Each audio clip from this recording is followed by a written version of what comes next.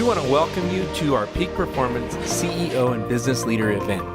Peak Performance is made up of an executive team with over 150 years of combined business experience working for Fortune 500 companies and building independently owned companies that generate in excess of over $100 million in annual revenues. Our vision as a company is to become the trusted advisor to local Nevada-based businesses, helping them scale their organizations and processes while improving the bottom line, and guiding the business owner to take on the role as the CEO, leading their organization to the next level. Do you feel lonely as a business owner? Being a business owner is lonely. When you face challenges or problems, where do you vent? Well, you can't vent up because you're at the top. You can't vent down because it breeds insecurity in your team. Here at Peak Performance Partners, we're here to help with just that. In the board meetings, we create strategy for each business owner, set goals, and track your key performance indicators. We then follow up with a one-on-one coaching to give the accountability component high performers need to make sure they're moving the needle. At Peak Performance Partners, we believe what gets measured gets done. When you realize you don't have all the answers, come see what Peak Performance Partners can do for you and your company. We have a great community of forward-minded business owners who are continually making their businesses better. Listen to what some of them have to say. Well, as an entrepreneur, young businessman, I think that the value is invaluable. The message and the lessons that I've learned have really helped me catapult my business to a whole nother level. It's fun to come in and get out of your blinders that you have on, and I've been in business for 25 years now. I come in with a certain pool of knowledge, but I still don't see everything from every angle. The views that I've received from you personally and the other guys on the board have really helped me as far as direction as the CEO and visionary of this company. Anybody that has success in their life has a coach. Michael Jordan had a coach. Struggles that you're having have already happened to these individuals or something along those lines. So rather than taking 3 months to solve that problem, you can get it done in that afternoon. You know, the quality of people that are here, the business owners, the visionaries, and what everybody's doing. So to be able to connect with those people and also learn a little bit from the speakers that are here, it's just been fabulous. A lot of very good information. I've been working with Steve for over a year now. With a couple of my other businesses as a consultant. He's done an incredible job in helping us reach our goals and getting to that next level. Well, personally, I just got involved with this great opportunity to meet other business owners in this CEO event. Anyone thinking about joining this amazing platform, definitely do it, because it's going to enhance not only yourself, but your business and everything outside of your business. So definitely come on in. The fact that you guys have that kind of relationship, I'm like, that's who I want to be a part of. We all have to adjust because change is inevitable, but growth is a choice. Every time I try to work something out and something gets pushed back for whatever reason, not enough groups or whatever, I'm able to come to this room and I'm able to express those frustrations and be able to find that there's fruit somewhere underneath there. That's one of the biggest takeaways. It's helped me in my sanity.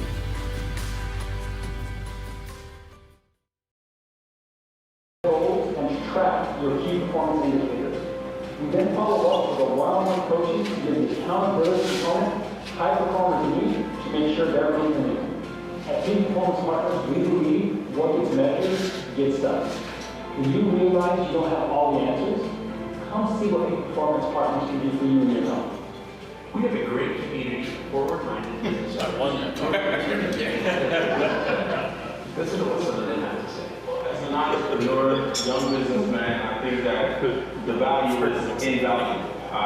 The message and the lessons that I've learned have really helped me catapult my business to a whole nother level. It's fun to come in and get out of your blinders that you have on. And I've been in business for 25 years now. I come in with a certain pool of knowledge, but I still don't see everything from everything.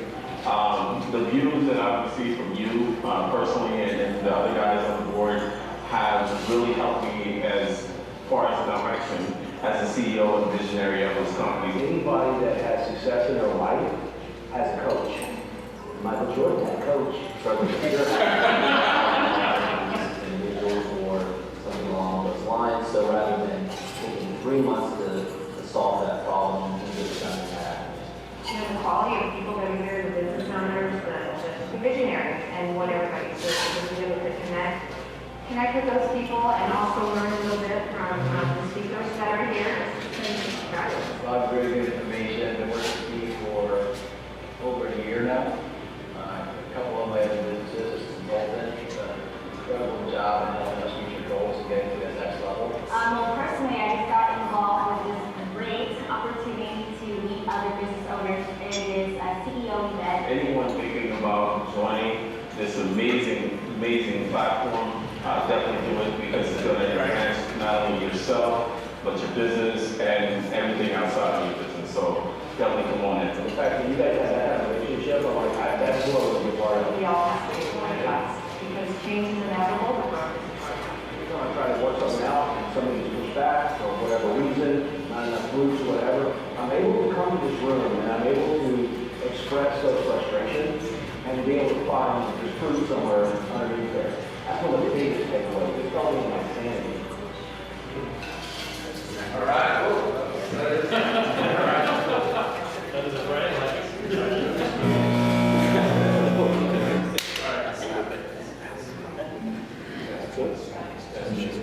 Steve, you there? No. Steve, you want to come up here? Sure. All right. Technical difficulties, and I think of this. I think you're just going to talk out loud. You do it on yourself. Right, this will not be another editorial. Okay, so Sterling Club, we've started alternating between here and Southern Highlands for these events. We want to be convenient for everyone. The Sterling Club has generously offered their membership to TV Waves and also anyone that's part of our CEO groups to be able to be upgraded to the next level of membership, and they'd like to offer you 10 days of complimentary membership here. So this is from Kathleen today. It's really nice. I just joined here a couple months ago, and I was a member way back when, probably about 20 years ago when I first started out. But it's just been a wonderful spot. So I can advocate for it as well. But I will leave these on the back table. Please come and grab one and give Kathleen a call directly if you'd like these. Thanks, everyone. Thank you.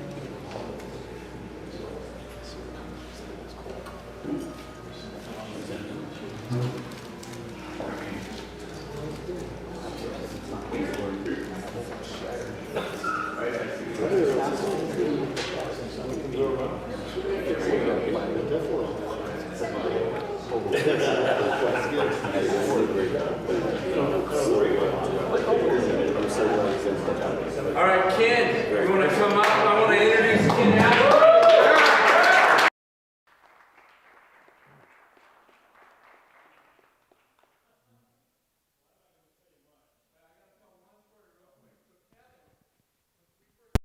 Marketplace 2 years ago.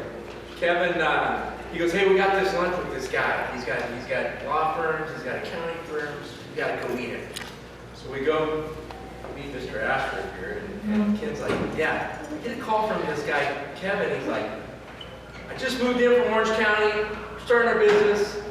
We'd like to come meet with you. And so, Where we do is through LinkedIn. Yeah.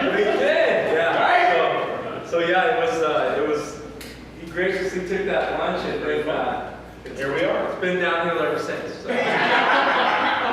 I'm a CPA attorney here in town, and what I'm here just today, Vernon Fox is a dear friend of mine, and I think that they asked me to speak, but he's a much more dynamic speaker than I am, and brings a lot to the table. It helps me in my life quite a bit with the culture of different businesses I have, and my employees have definitely been able to utilize what he's going to probably talk here a little bit tonight about. One thing I think about networking always is how you meet people. Vernon and I met in a very peculiar way. If you ever want to know, ask us afterwards. But we were kind of on a different, somebody there that wasn't exactly a very upstanding type of citizen, but Vernon definitely is. He played in the National Football League for 8 years. Yes, he was. With the Washington football team. Correct. Did I say that correctly? I played for the team formerly known as the Reds. And the Lions and the Chargers and Denver. The last one doesn't matter. Denver's where you were the Broncos. Yeah. Okay. Anyways, he's a wonderful, wonderful man. He and I've done a lot with him. He's always been kind enough to show up to things that I put on, and he's likewise, I show up to things he puts on. So with that, I'll introduce you to this is Vernon Fox, and there you go.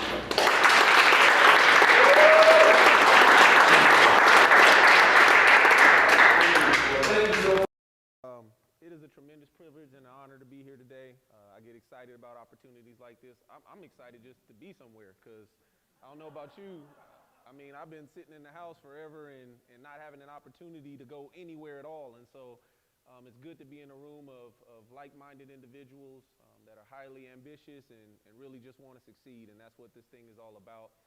As mentioned, my name is Vernon Fox, and also as mentioned, that is my dear friend, Ken Ashworth.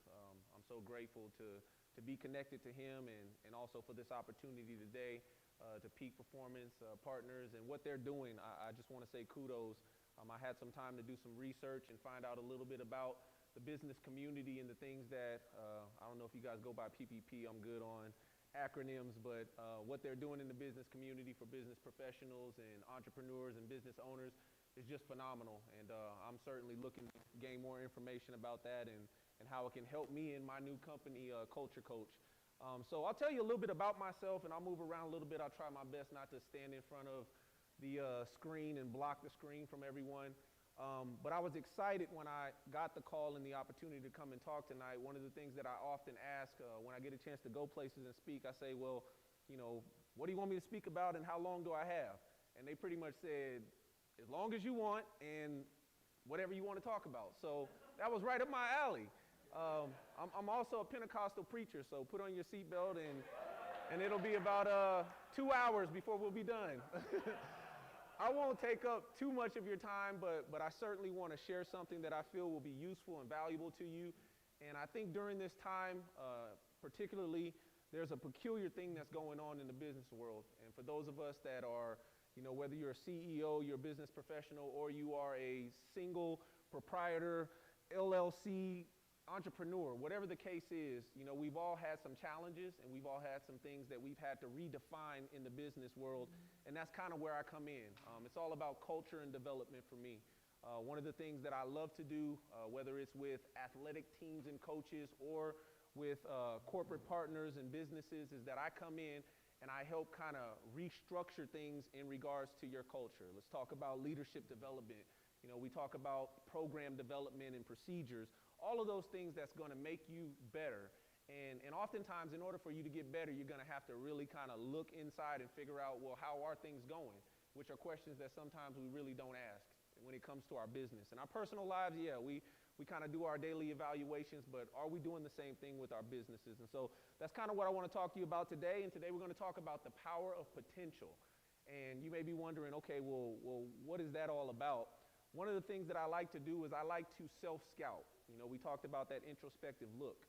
I want us to be able to look at what we're doing now, what's working, what's not working, and then also how can we get better and how do we get to where it is that we're trying to go? And do we even know where we're trying to go at this point? Because sometimes when things get altered, we kind of lose focus of what our original goals or what the vision was. And so I want to redefine that, and we'll dig into it deep today. So the first thing I want to do is tell you a little bit about myself. You kind of heard, you know, the thing that excites everyone is the fact that I was a former 8-year NFL veteran. I was what they call a journeyman. So I was bouncing from team to team. I told someone tonight, you know, they said, what team did you play for? I said, well, what teams? Because I was bouncing around. I was literally couldn't get over the 2-year hump with any team. And during the course of that time, I had an amazing opportunity to play for some amazing coaches. One who just passed away a couple of days ago, Marty Schartenheimer. Some of you may have seen that. But I played for Marty. Marty gave me my first opportunity in the NFL. And to this day, I'm eternally grateful because I was not one who was drafted with $1 million contract. I literally got a handshake and an opportunity. One of the last individuals signed to the roster of the San Diego Chargers in 2002. I was a 6-string strong safety, the smallest guy at my position. Everything that could have gone against me saying that I could play in the NFL literally was at odds with me at that time. And with a determination, with a drive, with a passion, with a great vision, and with faith, I jumped into a situation that looked hopeless, and within a matter of 4 months, on September 15, 2002, 1:15 in the afternoon, I was starting my first NFL game, and I couldn't believe it because I literally was inches away from quitting football, walking away, and just figuring out what I could do next with my life. But the passion that I had to play the game, a dream and a desire that I had from the age of 7 years old was something that drove me, and whether you know it or not, that same passion that I had is a passion that is going to drive you to success in whatever it is your business is. And so, again, with me, you'll see kind of a conglomerate. And that's what your life looks like, too. Let's be honest. Oftentimes, people just say, well, you're that photographer, or you're that apparel line owner, or you're that businessman or businesswoman, but they really don't give you the due just that you deserve for who you really are, because we all wear a ton of hats. And sometimes it's hard to keep everything in balance, and I'll be the first to admit that's one of my struggles. I struggle with balance because I'm an international speaker. I've been speaking for 10 years. I'm also a business professional and an entrepreneur. I was a high school coach, a head high school coach for 7 years. I literally, almost to the day, resigned a year ago, right before COVID came. But for 7 years, I had the chance to impact the lives of young people and to give back something to them that I received first as a football player, and just the power of the game and what it did for me and in my life. In addition to that, probably the thing that I'm absolutely most proud of, my first priority in this life, is that I'm a father and I'm a husband. I've been married for 16 years next month. Absolutely. I'm so proud of that. I've been married for 16 years next month. I got 2 beautiful children. I got a 14-year-old daughter in about 2 weeks, and my son is 11 years old. I call them my nuggets. So nugget number 1 and nugget number 2, but they are my joy. They are my life, and they are the inspiration for everything that I do. In addition to that, you'll see up top, I've ran camps. I've done all of these things. I'm a mentor. I'm a life coach. So I got a lot of stuff going on, and it isn't always easy to stay focused on what's important. And so one of the things that I want to do is I want to dig beneath the surface of us talking about like what potential looks like for you. Because for me, it may be something different than it is for you, but at the end of the day, again, all of us have goals, all of us have a mission, all of us have vision, and with our businesses, it is no different. So let's talk for a moment just about this word potential, because that means something different for everybody, right? For some, when you say the word potential, it's almost like something that you applaud. It's almost like a compliment. So, every once in a while, there's a kid who's not as talented as the other kids, and as a coach, I got to figure out a way to draw out that potential out of him. And so I let him know that he has potential, and for him, that is a compliment. He's like, man, well, coach sees something in me. But for those of us that are driven and passionate and high achievers, it's almost like a slap in the face when someone says you got potential, right? It's like going and filling out that application, and you go to the interview and they say, well, you have potential. No, you don't want to hear that, right? Because what that says to us is that there's more that I really haven't tapped into. There's more. And so that's what potential is to me. At the end of the day, potential equals more. There's more. There's something that thing that drove you when you started your business, that thing that drove you when you put the foundation in place for your company, whatever that was, and however far you may be detached from that at this time, that's the potential that still remains. So even if you haven't hit the numbers that you wanted to hit, or you've acquired the goals that you established and maybe haven't reached them at this time, there's still room and space for more. And so in order to do that, I got to do one exercise tonight, all right? So I'm very, very hands-on. I like interaction. So there's only one thing I'll ask you to do, and then I'll leave you alone, and you can sit there, ignore me, type on your phone, whatever it is you want to do, okay? So the one thing I want you to do really quick is stand up for me. Everyone stand up really quick. All right, so the only thing I'm gonna ask you to do is literally just reach as high as you can. And once you're there, you'll know that you're as high as you can because your body will stop and it can't go any higher, and you're trying and you're reaching and you're getting tired and you're saying, hey man, my stomach's showing, stop it. My shirt's coming out of my pants, stop it. And now I want you to reach higher and release your hands. Pay attention to something. Isn't it crazy that I asked you to reach as high as you could, and you did, indeed. But when I asked you to reach a little further, there was something else left that you didn't even know was there? Doesn't even make sense, right? You can have your seats. The reason I do that exercise is because most of the time we have no idea that there is more in us. Even when we've reached the limits of as far as we can go, what we tend to be unaware of is that there is absolute more space for us to go further than we've even gone at that point.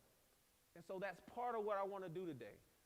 That's my challenge to you, is that by the time you leave here, you feel like I can go further than I was when I first got there. And sometimes that doesn't have to happen by action, but you know how it happens? By changing your mindset and your perspective. I posted something yesterday. I have fun on social media, and I posted something yesterday and I said that I think that your mindset is more important than your skill set. I've seen people who are less talented than others go further than those that are more talented because they just have a different type of mindset and an ability to just think their way differently. And so that's kind of what I want to dig into a little bit more. So let's start with the basics, okay? So kind of like your ABCs, 1, 2, 3s, if this was elementary school, we're going to go right to the beginning of this thing and how this works. The first thing you have to do is you have to revisit your why, okay? So this is that thing that motivates you and inspires you. What I like to put that together. So I'm a wordsmith, right? So motivation, inspiration. I like to say this is your inspired motive. This is the reason why you do what you do. I had an amazing conversation. I had a chance to meet a number of people in here tonight, but over at my table, I was talking to Bobby. Some of you guys saw Bobby on that video, and Bobby said something that was phenomenal to me because not everyone thinks this way. But Bobby was saying that my business it's a movement, it's a lifestyle. This is who I am and this is what I do. Like, it's more than just something that I'm wearing, a shirt or a hat. No, this is who I am. It's branded in my heart. This is what I breathe. This is what I eat. That's his why. That's his inspired motive. And oftentimes when we get started in business, we got an inspired motive, but somehow we lose track of that along the way. Maybe because we start making a certain amount of money, or maybe because we're not making that level of money that we're looking for, or the numbers aren't cranking out the way we want them to, or maybe we're not producing on the level that we thought that we needed to, or we're not having the level of impact that we wanted, and so we lose sight of our why. So the first thing we're going to have to do when you get back to the basics is that you're going to have to revisit your why. You got to figure that out, because guess what? If your why isn't bigger than just getting a paycheck or just showing up or just falling into the pattern of what you do on a daily basis with no real meaning behind it, at some point, it's going to fizzle away. You'll lose your passion. You'll lose your motivation. And so it's very important that you revisit your why. The next thing that you have to do, if this works, gotta love technology. I've talked in front of so many computers, like I've just lost my mind. So this is wonderful to see faces and people actually smiling and engaged. You just don't understand, right? Okay? So the next thing you got to do is that you have to determine whether or not your vision is clear. Okay? So when I say vision, I'm not just talking about your ability to see me standing here in front of you. Okay? That's not what I'm talking about. I'm talking about the thing that you see when your eyes are closed. Like, that's real vision, connecting to that vision. I told you guys I'm a preacher, so I won't preach to you too much, but there's a scripture that I absolutely love, and it's transferable. It's not just for spiritual matters, but it's for natural matters as well. In Habakkuk 2:2, it says that you have to write a vision and you have to make it plain. And if I stop right there, that would be enough to give you some substance, and you say, okay, that makes sense. Anytime there's a true vision, you have to write it down. I always tell my kids this. I say, write it down or it's not real. Like whatever's in your head, it has to come out of your head. It has to go on paper, and that's how it becomes real. And it's even more real when you put it somewhere where you have to look at it and remind yourself. So if I stop right there, that would be good if I said write the vision and make it plain. But the back side of that is even greater because it says that those who read it can then run with it. What does that mean for someone that's a business professional? Well, consider this. If you have employees, if you have business partners, if you have colleagues, everyone has to be tied into the same vision in order for it to be productive. I like to think of it this way. You can't have more than one vision because if you do, that's the vision.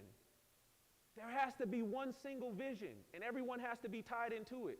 And it has to be so concrete, so real, and so tangible for everyone that's involved that when they see it, they literally say, okay, let's go.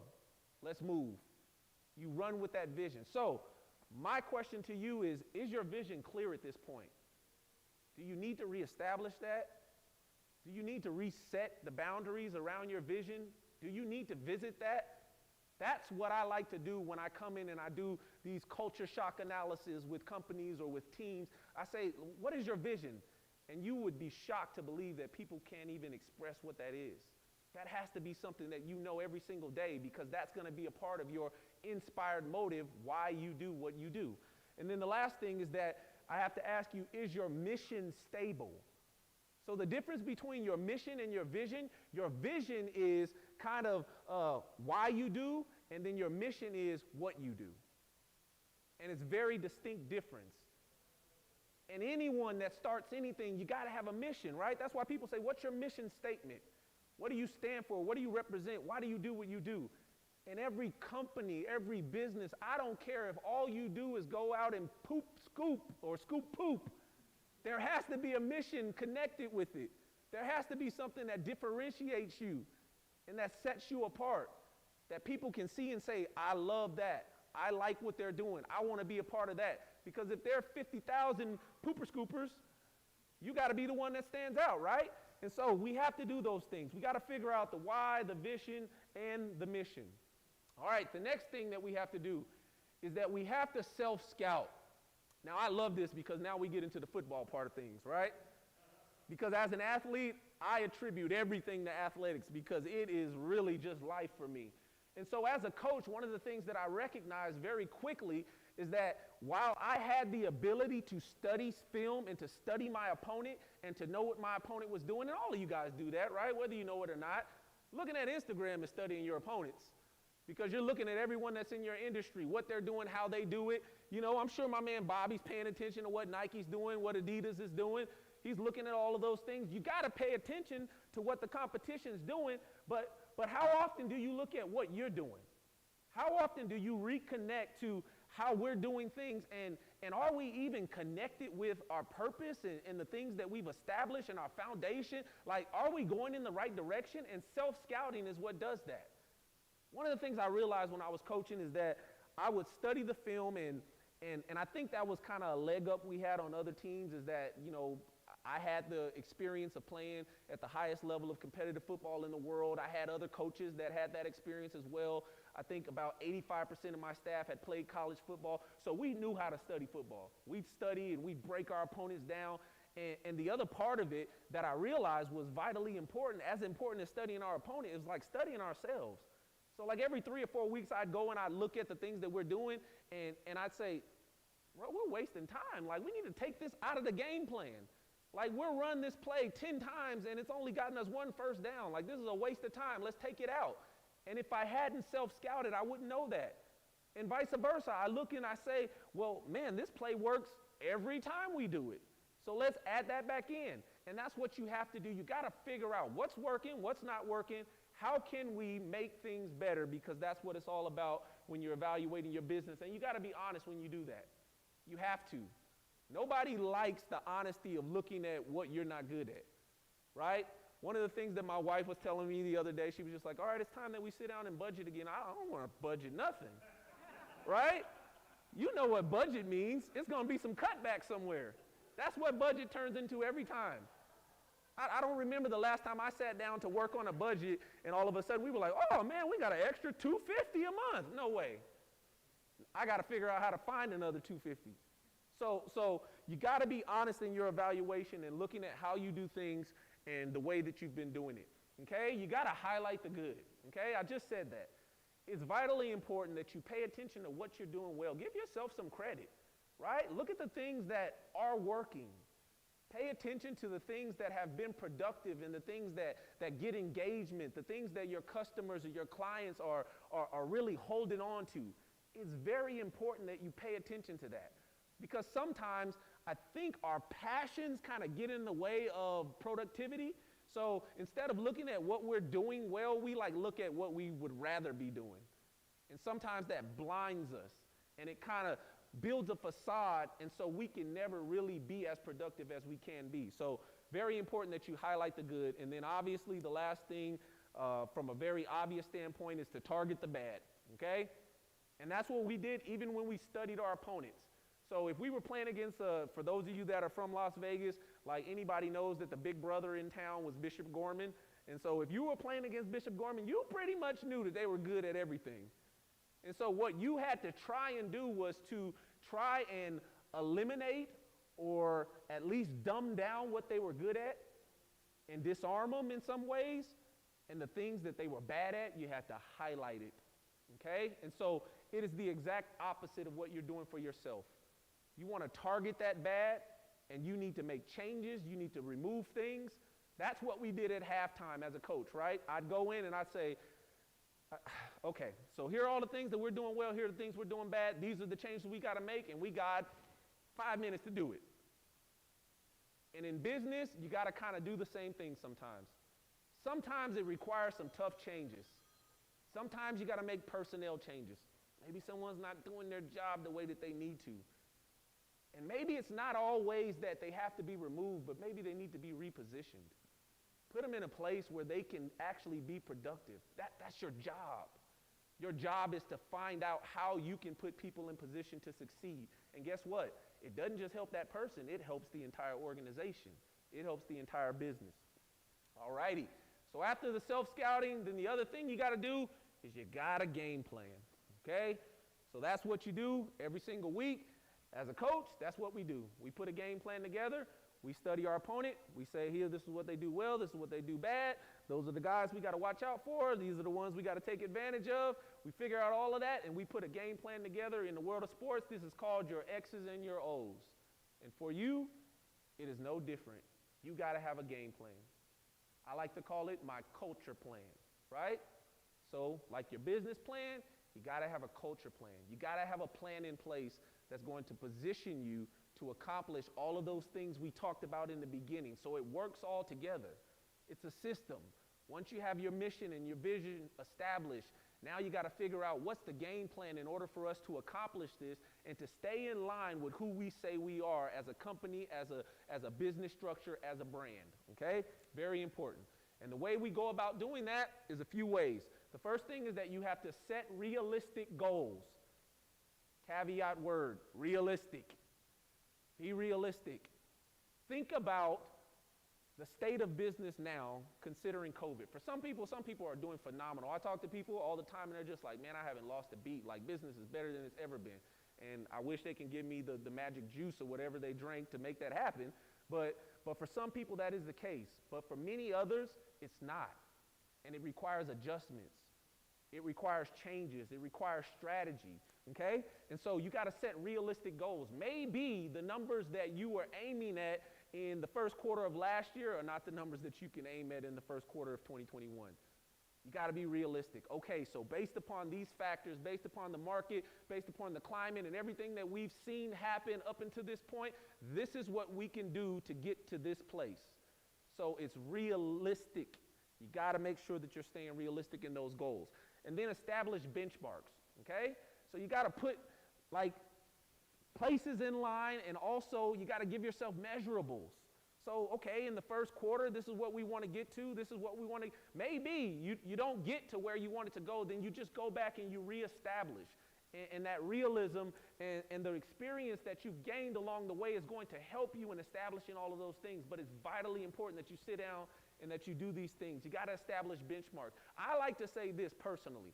I like to say that your goals are measurables, right? They're like the first downs on the way to your touchdowns or your dreams or whatever your business goals are. You got to have some measurables, you got to have some short celebrations, right, along the way. Because guess what? Everybody doesn't get a 90-yard touchdown out of the box. It may take time. You may have to incrementally get to where it is that you're going. But as long as you have a plan and you're measuring it along the way, you can still get there. And then again, it's just charting your progress, okay? Having something that you can go back and look at. And then sitting down with those of you that have a team and saying, okay, let's take a look at this. Let's make an assessment of where we are. Let's take a look at how things have gone. Let's take a look at, what's your take on it? Because it's a team effort. It's not something that you just do by yourself. All righty. Now, I want to tell you this because I'm going to give you a story before I kind of turn third base. I will never tell you something that I have not experienced for myself. So I'm just not that guy. I'm not going to tell you something that I watched on a movie, something that I read in a book. I won't give you a recipe to something and hope that it comes out good. As a matter of fact, I tend to think that I'm a decent cook, and my family thinks that I'm a decent cook, but I know not how these things work out. So I sit down and I go to make something. I start with a foundation of a recipe and I start cooking and just putting stuff in there that I like and a little bit here, a little bit there. I don't measure it and then it comes out great and I can never duplicate it again. It's like the only time. And so I would never try to give you a recipe that I don't have. I say all that to say this. I've had some experiences in my life that I feel have put me in a position where I could speak on things and help people in these positions. So in 2013, I took a job at Faith Lutheran High School. So it's here in town. For those of you who've heard of it, it's the largest Lutheran private school in the entire country. So I took a job there, a job that I did not apply for. Let's just say that. Because I had no intentions of coaching. Because a lot of guys, when they're done playing, they either go into coaching, they go into broadcasting. I had no plans to do either. As a matter of fact, I hated football so bad because I walked away and I was not ready to walk away. They just kind of kicked me out. And so I didn't even want to play fantasy football. I wanted to stay away from football. But I got a phone call in 2013, about 2.5 years after I had retired, and I was offered a job that I didn't apply for. And I said no. And that was it. I hung up the phone and moved on with my life. They called me back. They said, hey, let's sit down. Let's talk about this. We just want to see if you're willing to just sit and listen. I said, sure. I grabbed my wife. We went over. We sat down with the CEO, the principal, the athletic administrator. They offered me the job. They said, we've been looking. There have been 60 candidates or so in 13 different states, and you're the guy that we want. I said, but I didn't apply. And they said, but we believe that you have what it takes. Okay. Because I played football for 18 years, but I'd never coached a day in my life. It's like you never ever working in a particular industry and all of a sudden someone comes and says, hey, we want you to be our CEO. You're like, what? So I had no idea what to do. But one thing I knew from working in ministry leadership and working in leadership in every capacity of the things that I had been involved in for probably the past 15 years or so is I knew what culture was all about. And so I sat down, and for 2 to 3 weeks while people were pulling my hair out about who's going to coach this, who's going to do this, who you got to hire here, what's going to be this, I ignored all of those things because the most important things was to establish a culture in who we would be. Because I had the unfortunate experience of running into people that had very negative mindsets. As a matter of fact, a parent came up to me about 3 weeks after I took the job, and he started laughing, and he goes, I bet you regret this every day, don't you? I was like, what? I had someone who was a previous coach walk over to me and said, these guys just don't have it, man. They're not winners. And I was thinking to myself, wow, what a culture. And so, for me, I had to figure out how to translate a message that would allow a culture that wasn't used to thinking a certain way to actually think a certain way. And so I went through that culture shock analysis and trying to figure out and asking questions and seeing where's the leadership and how can we do this and how can we do that. And to make a long story short, over the course of the 7 years that I was there, we had a 70% winning average. We had 50 wins in the first 6 years. We had 7 championships in 7 years, which is an average of about 1 a year. 3 conference championships, a region championship, a state championship, the first in the school's 34-year history, 2 academic state championships on multiple levels. We played in 7 100% playoff appearances each year, 2 Coach of the Year honors, and we rose from the 3A classification all the way up to a 5A classification within 7 years.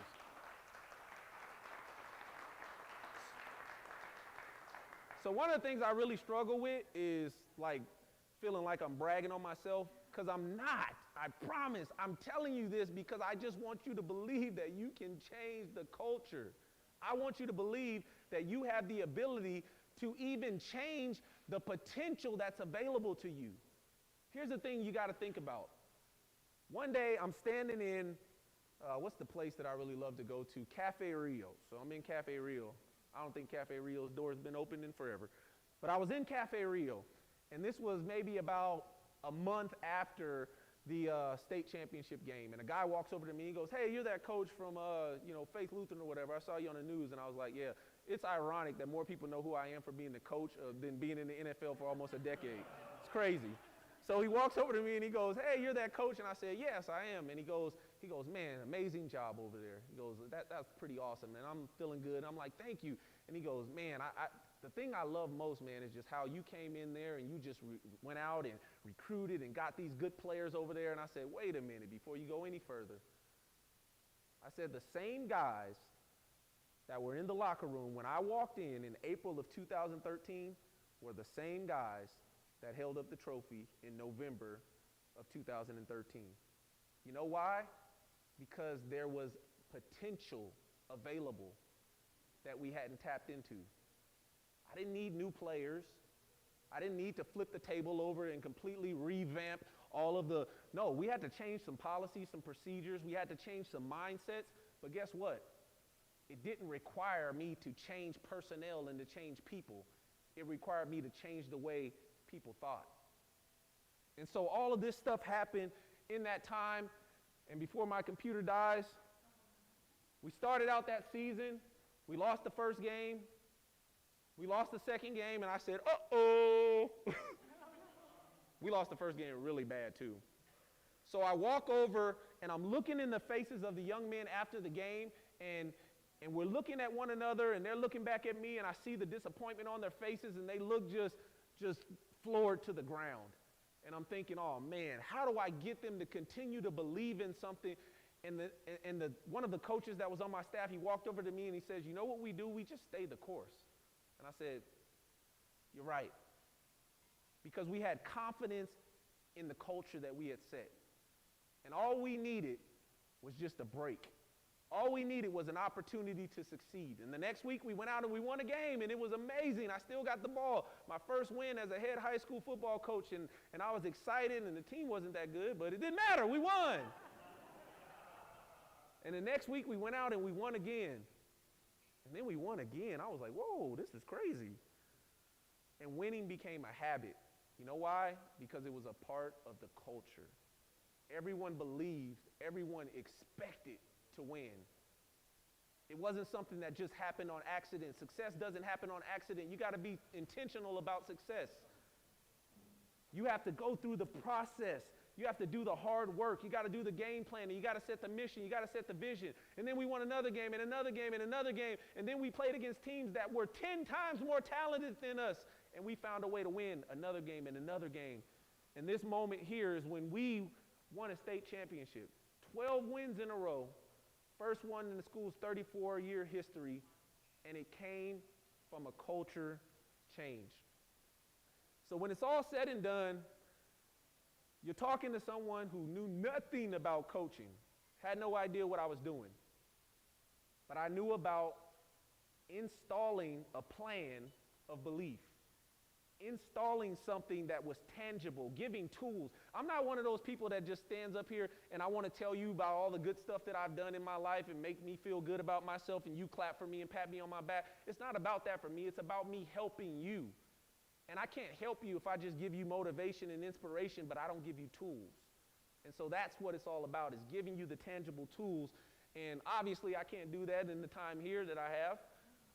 But what I would love to do is to continue the conversation with those of you that may have a desire to move forward. I actually got a little flyer back there, a little card that I'll give you all. And so I know I saw some people taking a picture of that, but I'll give you that information.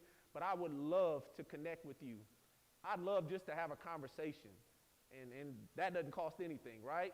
Just talking, doing that culture shock analysis, figuring out what are your pain points, how can you work on this, how can you work on that, and sometimes maybe the connection is not right. Maybe I'm not the person to help you move to that level, but I believe that I could help you in some capacity, and so I would love to do that. These are some of the people that I've had a chance to work with over the last year or so. Obviously, Ken told you, have a great relationship with he and his professionals, and we've had a chance to do some team building stuff and had a ton of fun doing that. Worked with Allegiant Air, with Nike, with their football division, also with the Las Vegas Valley Water District, did a weekend of presentations for them on transition and change and dealing with change in leadership. And so I would love the opportunity to connect with you all again. I'll have those sitting out and you can grab those. Certainly appreciate your time. Thank you again to Peak Performance and everyone here. God bless you.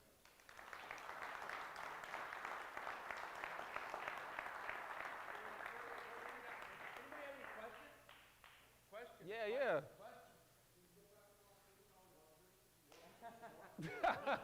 Right. You know what? This is so funny. But literally when I was putting that on there, I said, someone's going to say something. Probably with all of our entities in town right now. I get it. You got a question? I'm sure you do. Vernon, talk to us about when you were in the NFL, obviously, at a player, the ultimate high, and walking through several teams and you obviously being involved. Mentally, how do you get back to the game? Yeah, very good question. The course of my career, that was kind of the story of my career. So every situation, I literally had to walk in at the bottom and find a way to climb up to the top. And I think I learned through that first experience. I mentioned to you all I was a six-string strong safety. And literally, here's the deal about the NFL that most people don't recognize. To most people, it's entertainment. So you're sitting at home and it's just, fun. And so we make fun of all the players. I do it now too. I don't play anymore.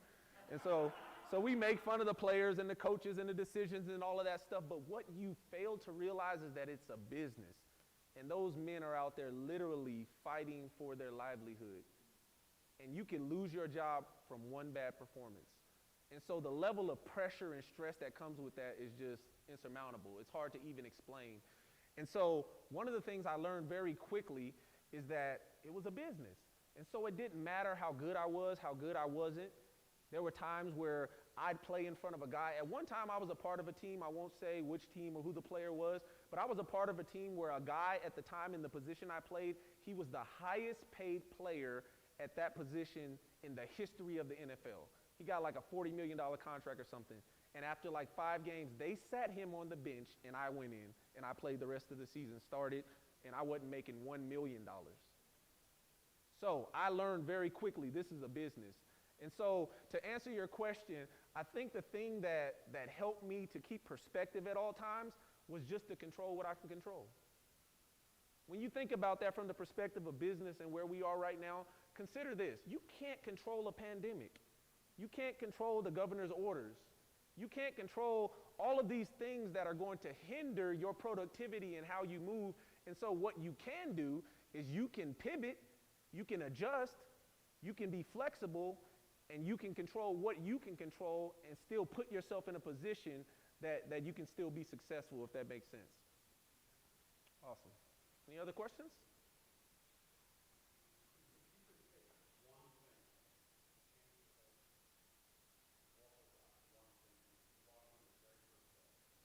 If I could pick one thing, usually, and I think this is really like an umbrella answer, and so you'll be like, you're just taking the easy way out. But when I really say it, it really is mindset. It really is the way people think. So the one thing that I didn't tell you guys is that our motto in that 2013 season was, we will win. So that was what we established. I put it on posters. I put it up all over the school because I wanted everyone to see it. And the reason I did it, it was an intentional ploy to get them to think like winners. every single day when we broke down a huddle, that's what we said. 1, 2, 3, we will win. And I told the coaches that were on my staff, every day when we see each other and we greet each other, shake hands and say, we will win. And it became our language.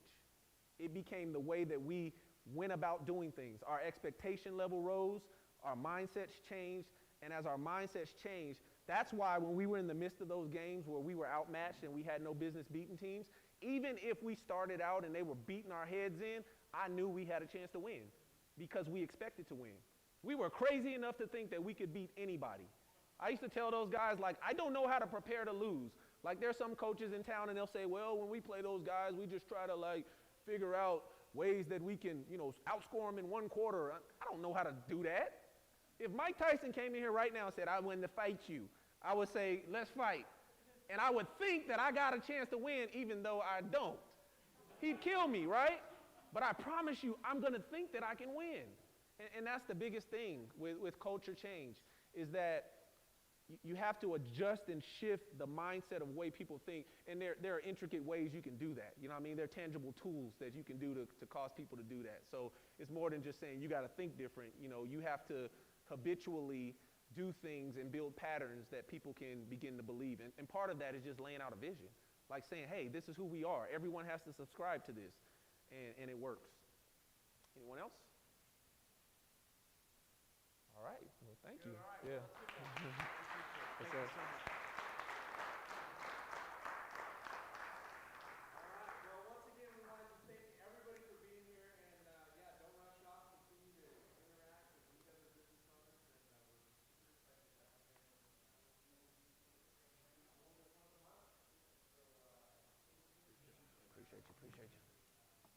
Appreciate you. Let me put this over there on the table. Thank you. Oh, you got it.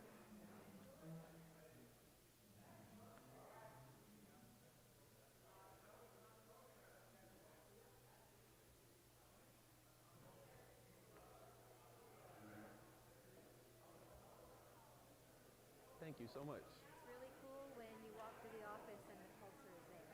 I've been doing my business for 19 years. Wow. And I can see it, I can hear it, and they're doing it. So that's amazing. It is. When kids start doing it. 100%. And you see the shift. You feel it. You see the shift. When you walk in, they're doing what your dream is. Yes. I have a military background, and Okay, brother. Good to see you, man. I'm taking bookkeeping and admin to a different level through business support. Wow. Support like you have in the military. Yes. Support like you have in the NFL, I guess. Yeah, yeah. Drinking water, whatever. So it's a different culture. It's not a bookkeeper like you think. That's awesome. I love hearing that. It's like 3 times today that I've heard, this is just not your average